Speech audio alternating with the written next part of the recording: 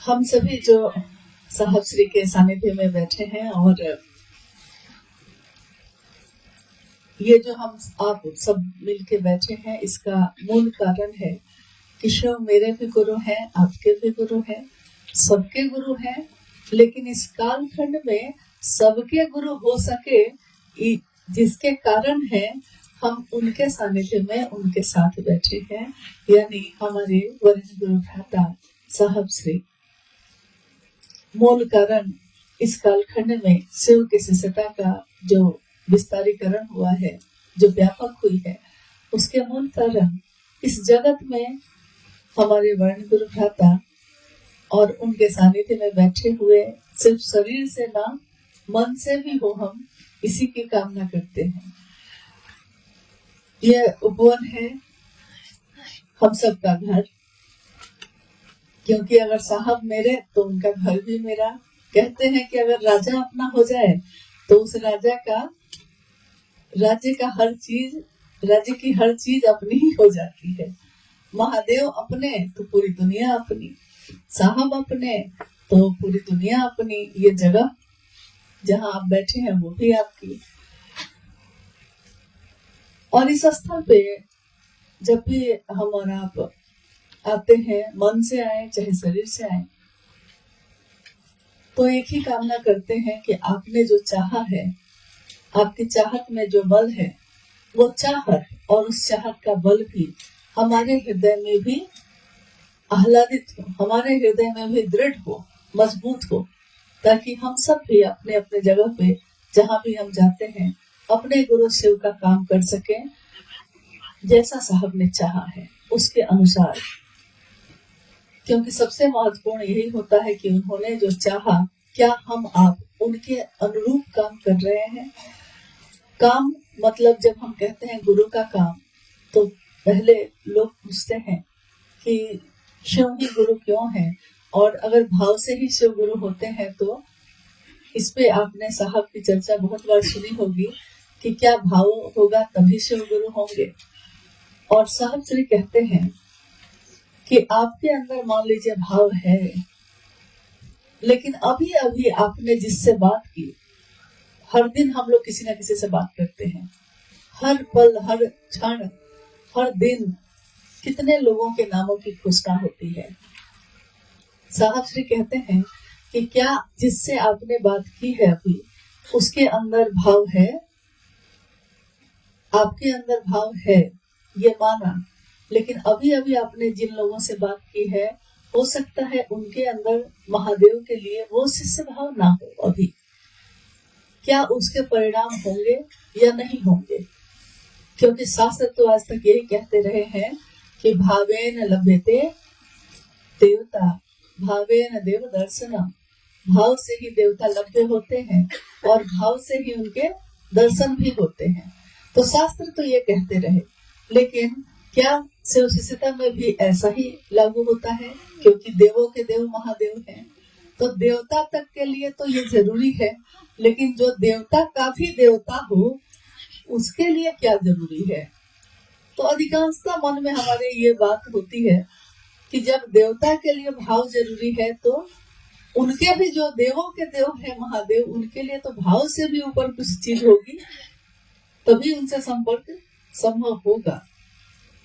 गुरु के रूप में साहब कहते हैं कि गुरु के रूप में वो शिव, जरूरी नहीं कि आपके अंदर भाव हो। आपने जिससे अभी अभी कहा है उसने शिव को अपना गुरु बनाया है, लेकिन उसके अंदर वो भाव नहीं जो आपके अंदर है, जो आप जिस भाव के अंदर आके आपने उससे बात की है। क्या इसके परिणाम होंगे या नहीं होंगे? लेकिन साहब कहते हैं कि इसके परिणाम होंगे, क्योंकि गुरु के रूप में वो सिर्फ आपके भाव पे नहीं उतरते, आपके विचार पे भी उतरते हैं। शिष्य का जो मानसिक स्तर होता है, गुरु उसके स्तर पे उतरते हैं। और मानसिक स्तर हो सकता है कि उसका कुविचार भी हो सकता है अर्चना का भाव ना हो सकता है अपशब्द का भाव हो, ये भी हो सकता है। लेकिन गुरु के रूप में वो कुविचार के तल पे भी उतरते हैं। ये मात्र गुरु और शिष्य परंपरा में ही हो सकता है। ईश्वर के रूप में, पूजा पद्धति के रूप में आप महादेव से नजदीक होते हैं, हम सब पूजा अर्चना करते हैं, मनोकामना मांगते हैं, मनोकामनाओं की पूर्ति होती है। लेकिन उसके लिए हम कभी भक्त बन के जाते हैं, कभी याचक बन के जाते हैं। लेकिन शिष्य के रूप में हम कुछ भी नहीं आता तब भी जाते हैं। और जब शिष्य बनते हैं तो ये तीनों सूत्र जो हमारे आपके जीवन में है आज, जो जिसका निरूपण साहब श्री ने किया है, इसमें पहला सूत्र ही ये कहता है कि दया की याचना करनी होगी। दया की याचना का अर्थ ही होता है कि शरीरधारी गुरु या सदगुरु में तो कुछ साधन से काम चल जाएगा, मंत्रों के जप से काम चल जाएगा, लेकिन जब शिव गुरु होंगे, जगत गुरु शिव गुरु होंगे मेरे आपके, तो वहाँ कुछ दूर तक साधना काम करती है, कुछ दूर तक मंत्रों का जप भी काम करता है, कुछ दूर तक कुंडली साधना भी काम करती है, लेकिन एक दिन उसकी भी सीमा खत्म हो जाती है। तो जब सबकी सीमा खत्म हो जाती है, उसके बाद अगर आपको चलना होगा तो आप किसके सहारे चलेंगे? हम किसके सहारे चलेंगे? एक बड़ी अद्भुत सी बात है शिव शिष्यता में कि शिव की शिष्यता की शुरुआत ही दया से हो जाती है। यानी कर्म नीचे ही रह गए, साधना नीचे ही रह गई, मंत्रों का जप नीचे ही रह गया, और सीधे जैसे बच्चा को सीधे 5वां क्लास से शुरुआत कर दी गई है। अब उसको आता कुछ नहीं है, लेकिन शुरुआत उसकी पहला क्लास से नहीं है, सीधे 5वां 7वां क्लास से शुरू कर दिया गया है। तो हम सोचते हैं कि ये कैसे होगा, क्योंकि हमको कुछ भी तो आता नहीं था। गुरु अपनी दया से शिष्य के उद्देश्य का परिमार्जन करते हैं। शिष्य जब कोई बनता है तो हो सकता है उसके मन में कोई कामना हो, कोई मनोकामना सबके मन में होगा। अभी हम लोग जितने लोग यहाँ बैठे हैं, तो अगर हम लोग सब आपस में एक दूसरे से पूछें कि जिस दिन हम लोगों ने शिव को अपना गुरु बनाया था, उस दिन किस कामना से बनाया था, तो सबके अलग अलग बात होगी, सबकी। लेकिन आज 2 साल 5 साल 10 साल के बाद भी क्या वही कामना है जिस कामना से हम लोग बनाए थे महादेव को गुरु? कोई प्रेम से बनाया होगा, सुन के अच्छा लगा इसलिए बना लिया, लेकिन किसी के जीवन में दुख होगा इसलिए बनाया, किसी को संतान नहीं होगी इसलिए बनाया, किसी को नौकरी नहीं मिल रही है इसके लिए बनाया, कोई सहारा नहीं है तो महादेव ही एक सहारा इसलिए बनाया। सबका उद्देश्य उस समय अलग अलग रहा होगा। अब कुछ दिनों में, कुछ सालों में, क्या उस आज भी वही उद्देश्य है हमारा? इसका परिमार्जन कैसे हुआ? क्या इसके लिए हम लोगों ने कोई अलग से प्रयास किया? 3 सूत्रों के अलावा कुछ और किया है हम लोगों ने? जो साहब ने कहा 3 सूत्र करने को जितना भर आता है वही करते हुए चले जा रहे हैं, और आज हम देखते हैं कि क्या हम वही हैं जो उस दिन थे? शरीर से तो वही है, बाहर से तो वही है, लेकिन अंदर बदल गया है। ये इंसान जो बाहर से दिखता था, आज इंसान शरीर से तो वही है, लेकिन उसका आंतरिक जो मन है, उसका मन जो है वो बदल चुका है, उसका उद्देश्य बदल चुका, उसकी मंजिल बदल चुकी है।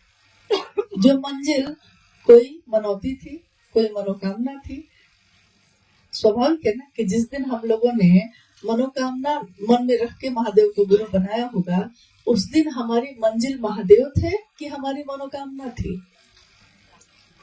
महादेव थे, मनोकामना थी, लक्ष्य तो वही था। तो जो लक्ष्य होगा आपका, मिलेगा भी तो वही। कोई बच्चा लक्ष्य रखा है कि हम मास्टर बनेंगे, तो मास्टर अगर नहीं बना तो कम से कम स्कूल का चपरासी भी बन जाएगा, लेकिन स्कूल तक पहुंच जाएगा। यानी लक्ष्य जहां है उसके नजदीक भी कम से कम पहुंच जाएगा, लक्ष्य जो होगा। लेकिन अगर कोई कलेक्टर बनने का लक्ष्य रख के चला है तो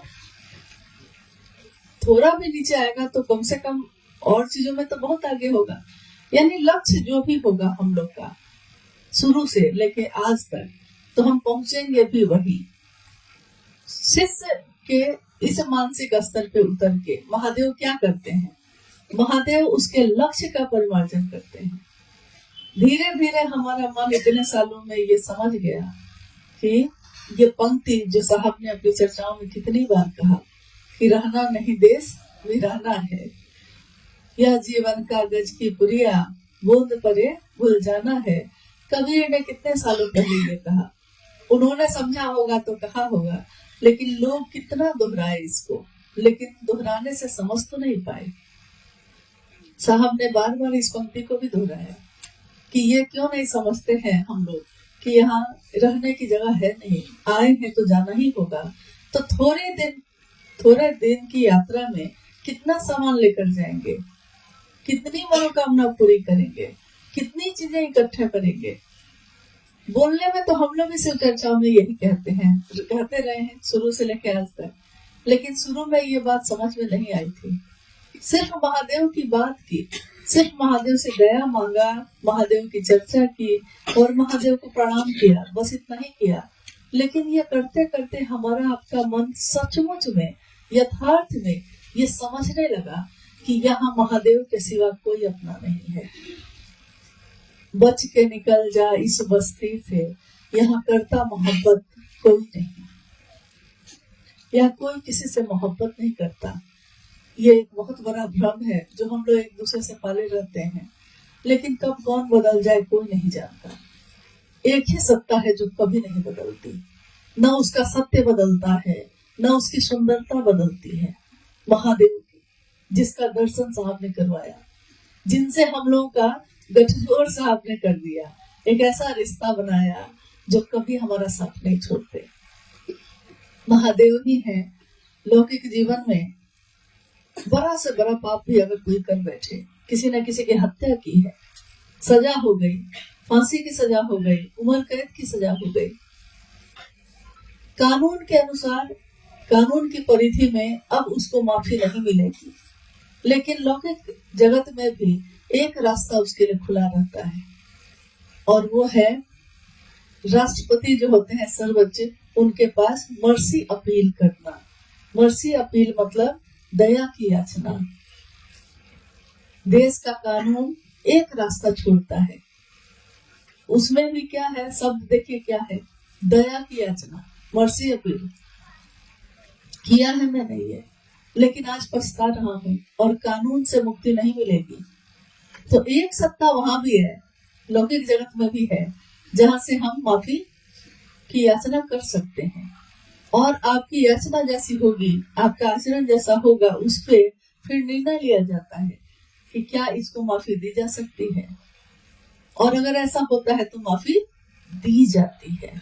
और जब दया की जाती है, दया की अपील के बाद माफी मिलती है, तो सारे कानून के बंधन उस पर से हट जाते हैं। पारलौकिक जीवन में भी हम लोगों ने बहुत कुछ किया तो होगा, या आज भी कर रहे होंगे। हम कैसे जाने कि हम सही ही कर रहे हैं? ये तो महादेव आकलन करेंगे, गुरु आकलन करते हैं कि विद्यार्थी सही किया है कि नहीं। होता क्या है कि हम ही लोग एक दूसरे का आकलन करने लगते हैं। ये कुर्सी है महादेव की, और बारी बारी से सबको इस कुर्सी पे बैठने लगते हैं, दूसरों की समीक्षा हम खुद ही करने लगते हैं, लेकिन इससे कुछ हासिल तो होता नहीं। महादेव की नजर में हमने क्या किया है?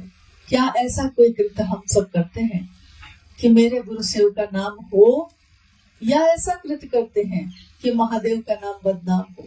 क्या करते हैं हम? ये देखना हम सबका अपने प्रति भी है। हम अपने तरफ भी देखें कि हमने क्या किया है। दूसरों की तरफ देखते देखते आदमी का स्वभाव है कि वो अपनी तरफ देखना भूल जाता है, चाहे वो चिंता हो, चाहे वो समीक्षा हो। चिंता भी दूसरों की करते करते अपनी चिंता करना छोड़ देते हैं, और समीक्षा भी दूसरों की करते करते अपनी समीक्षा करना भूल जाते हैं।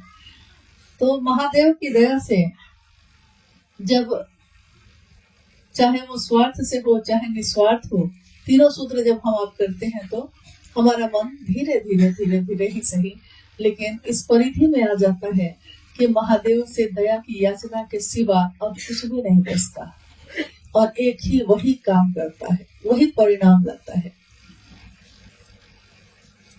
एक अद्भुत और अप्रतिम शिव की शिष्यता का दान साहब श्री ने दिया है। जब उन्होंने शिव को अपना गुरु बनाया था, उनके मन में कोई विश्वास नहीं था, कोई श्रद्धा नहीं थी। बार बार उन्होंने कहा कि मैं उदाहरण स्वयं हूँ। तब भी गुरु ने मेरे जीवन में इतना परिणाम लाया। कारण क्या था कि बस मैंने जो कहा मैं उस पर खड़ा रहा।